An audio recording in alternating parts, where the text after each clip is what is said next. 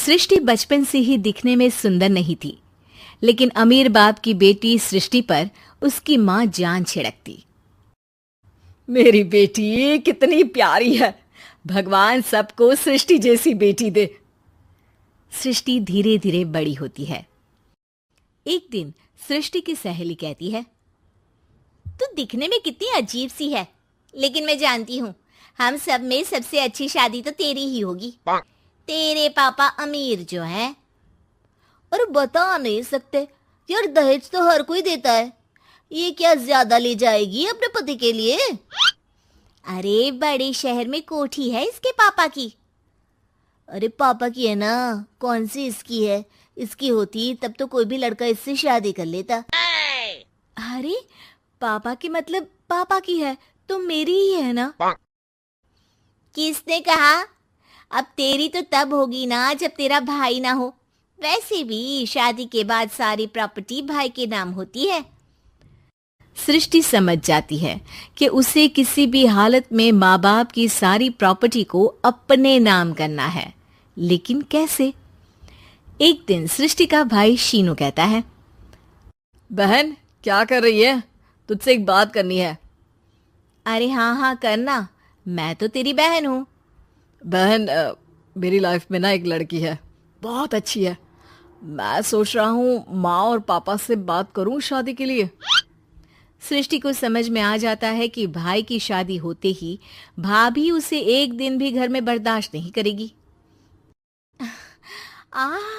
क्या बात है भाई, बताना कौन है वो? यार वो बहुत अच्छी लड़की है, पढ़ी लिखी है, मेरे साथ जॉब भी करती है। बस एक प्रॉब्लम है। प्रॉब्लम? क्या प्रॉब्लम है भाई? यार वो शादीशुदा है, लेकिन उसके पति ने उसे सिर्फ इसलिए छोड़ दिया क्योंकि उसके माँ बाप दहेज नहीं दे पाए। सृष्टि ये सुनकर न जाने क्यों खुश हो जाती है। अरे भाई तो क्या हुआ, लड़की तुझे तो पसंद है ना? शीनू को लगता है कि बहन उसे समझ रही है। वो इस बात से अनजान होता है कि उसकी बहन की मंशा पूरा घर हड़पने की है। सृष्टि अपनी माँ से कहती है, मम्मी मुझे तो बहुत चिंता है, पता है शीनू क्या कर रहा है? अरे क्या कर रहा है, वो तो काम पर जाता है और वापस घर आता है। नहीं ना माँ, वो यही तो नहीं कर रहा, बाकी सब कर रहा है। आपको पता है उससे प्यार है, और वो भी एक शादीशुदा लड़की से। हैं? ये क्या हो गया? मैं सोसाइटी में क्या मुंह दिखाऊंगी? अरे तेरे पापा तो यही कहेंगे कि मैंने ही उसे बिगाड़ दिया है। माँ देखो, मेरी बात मानो, पापा पर भी विश्वास करने की जरूरत नहीं है। अब आप ही बताओ, पापा इतनी देर घर के बाहर रहते हैं क्यों? बोलो। अरे बेटा वो तो नौकरी करते हैं ना। तू बहुत भोली है माँ, पापा का ऑफिस तो 7 बजे खत्म हो जाता है, लेकिन देखो कितनी देर से आते हैं। अरे नहीं नहीं बेटा, ऐसी कोई बात नहीं है। सृष्टि माँ को एक औरत से बात करते पिता की फोटो दिखाती है।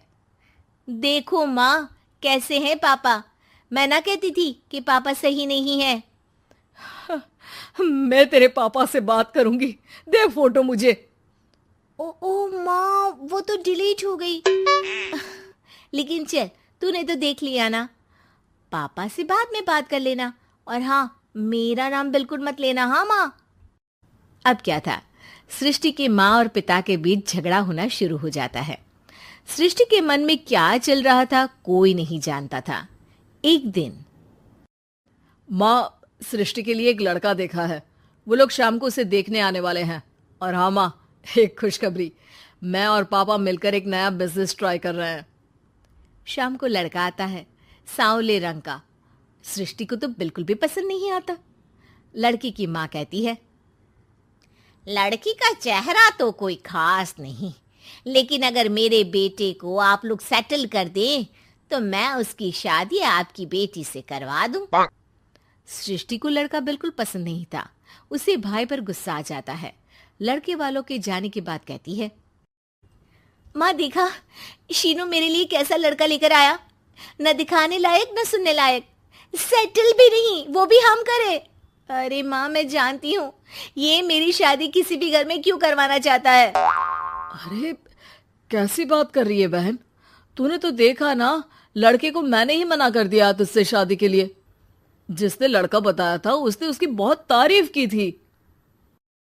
बात आई गई हो जाती है, लेकिन सृष्टि का मन शांत नहीं होता।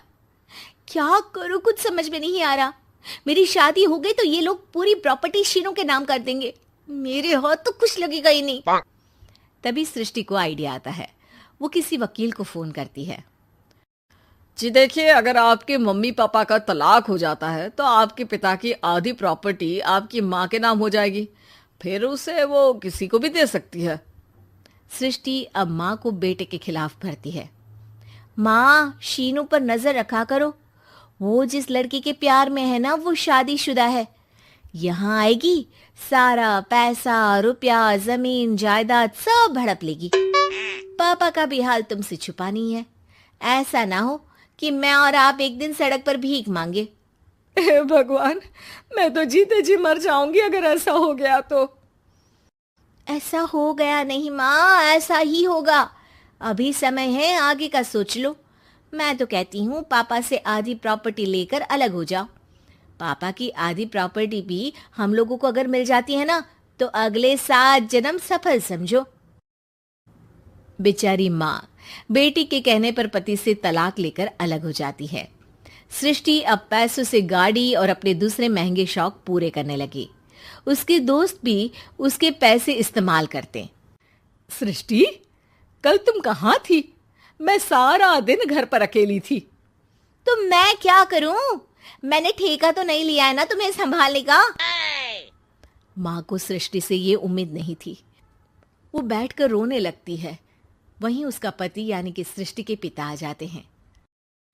मैं जानता था कि तुम्हारा यही हाल होगा, तो आपने मुझे रोका क्यों नहीं? मैं रोकता तो तुम रुकती क्या? सृष्टि के कहने पर तुमने मुझ पर अपने बेटे पर शक किया, लेकिन तुम ये भूल गई कि कैसे हम दोनों ने मिलकर जीवन में इतना सब खड़ा किया। माँ पति के गले लग जाती है। मुझे माफ कर दीजिए, मैंने आपकी कमाई का एक बड़ा हिस्सा गवा दिया। कोई बात नहीं, तुम साथ हो तो मैं ऐसी 7 प्रॉपर्टी खड़ी कर दूंगा। तभी वहां सृष्टि आ जाती है रोते हुए। माँ, मयंक ने मुझे छोड़ दिया। वो बोल रहा था जब तक मेरे पास पैसे थे तब तक ही वो मेरे साथ था। पापा, माँ, मुझे माफ कर दीजिए।